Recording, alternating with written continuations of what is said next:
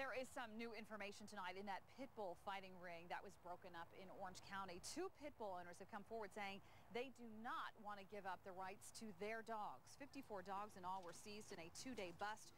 So far, no arrests have been made. Orange County investigators say some of the dogs had fresh bite wounds. Investigators found fighting rings at 2 separate homes. One of the rings had fresh blood in it and the skeletal remains from some dogs.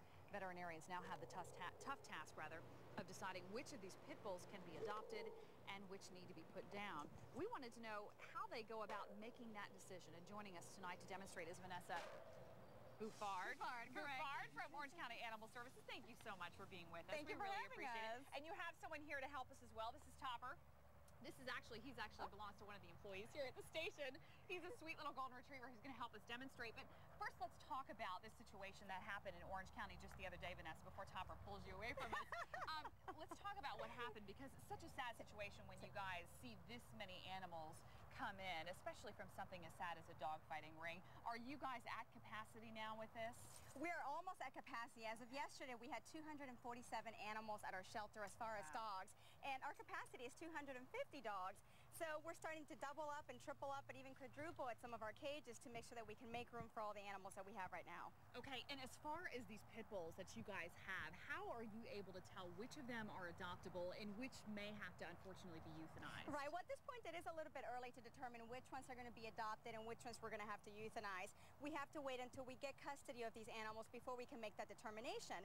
But some of the things that we do are temperament assessments at the shelter, and we also do health assessments to make sure that every animal that we're putting into a home. Topper wants to leave. Topper, come back, Topper.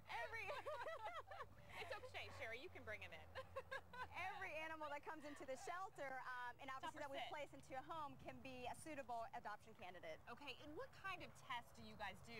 Is it something so that you can tell from their personality whether or not they are good? And what sort of things would you do to say a dog like Topper? Right, we do different things. When we get a dog into the shelter, of course, a lot of times we don't know any of their history. We don't know where they came from and what they've been through. So what we do is we expose them to different elements and to different stimuli to see how they react to it. For example, if Topper came into our shelter, we would give him a food bowl and then try to take the food away from him and see if he demonstrates any kind of food aggression. Same thing with toys. Expose him to other animals, walk him by other cages where you have different types of dogs, and see if he shows any type of aggression towards other dogs. And you need people to come down and adopt some of the dogs, not the pit bulls necessarily from what has just happened, but any of the dogs that are down there, right? That's right. We do have 22,000 animals that come into our shelter every year. And somebody's looking at a squirrel or something.